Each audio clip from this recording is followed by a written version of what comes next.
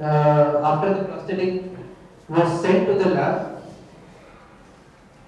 I had sat with the lab technician. One minute.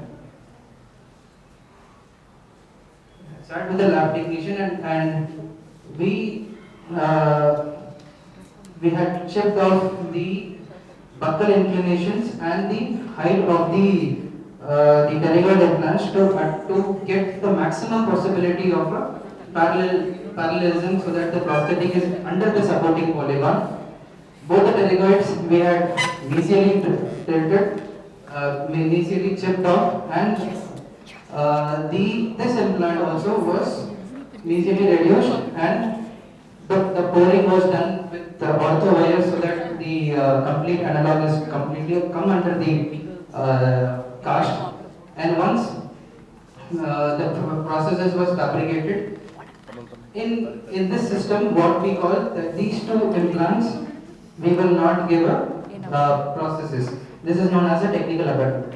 These technical abutments was planned with the crown only. So the technical abutments 7 and 8, 6 and 7 was under technical abutment stage, which is totally out of contact, as the forces which is to be transferred must be in the protocol which is given by Stephen Ede. So once the processes was fabricated, the cast was visualized well, and according to the same level of the trimming, the metal cutting burr was used, and the buccal and mesial inclination was tilted, and the prosthetic was first given with the metal trial.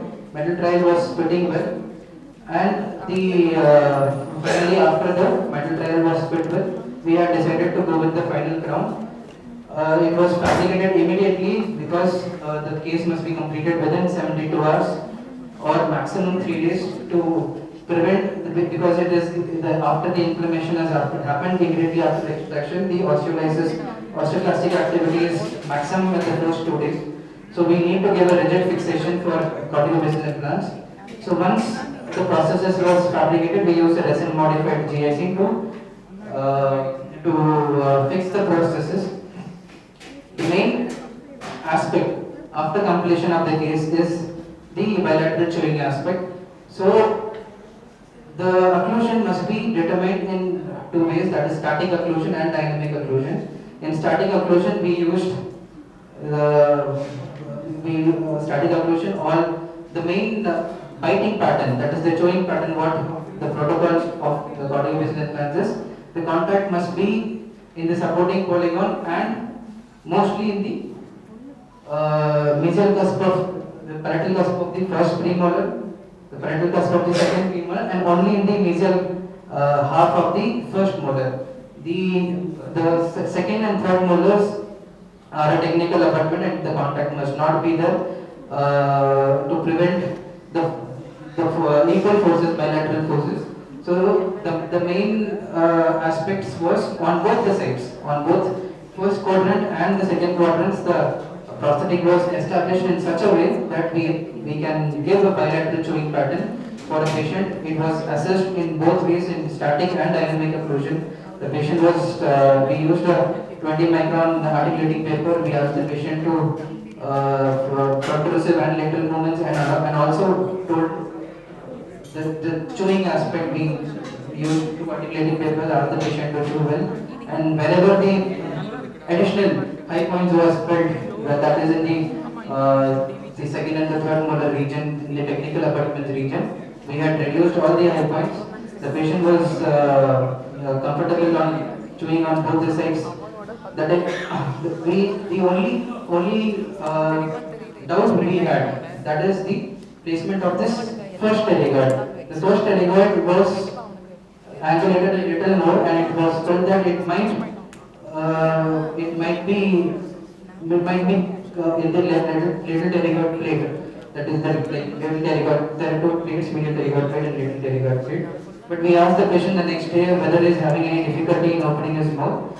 So it was comfortable, as it is a technical abutment. We need not remove it, and the case was completed successfully.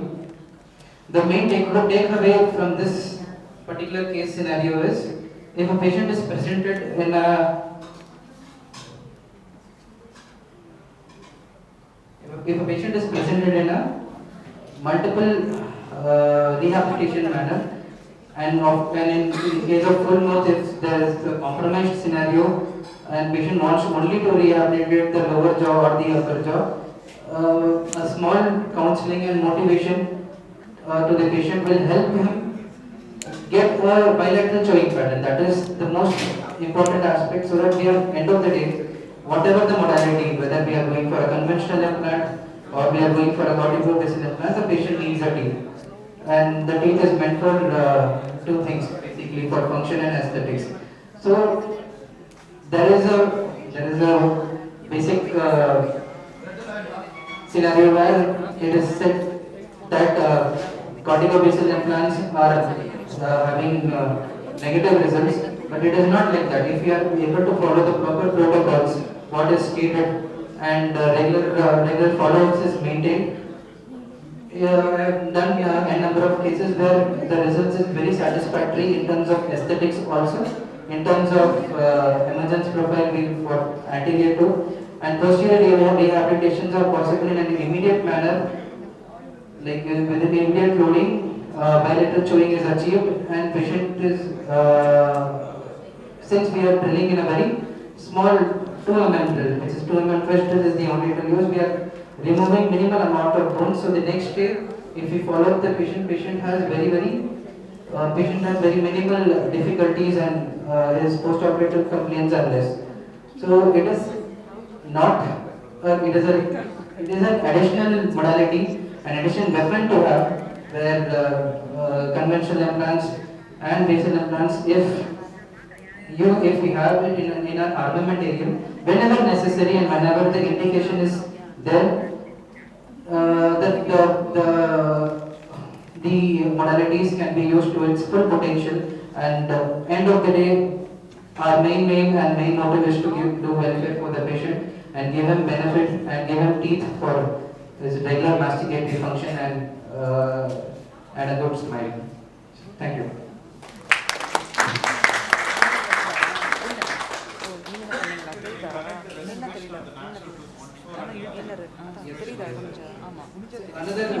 Another concept which may differ from conventional implantology is a smooth surface implant is as sir told, that periodontal ligament has elasticity, and that is why we are not connecting it to a natural teeth. The advantage which a smooth surface implants possesses, we can connect it with a natural tooth, provided it must not be a RC treated, because RC treated tooth becomes brittle and it might fracture, causing displacement of the processes. But according to the protocols and rules of this system, it is we can connect natural teeth, vital tooth preparation with a corticobasal implants connectivity processes as a single unit.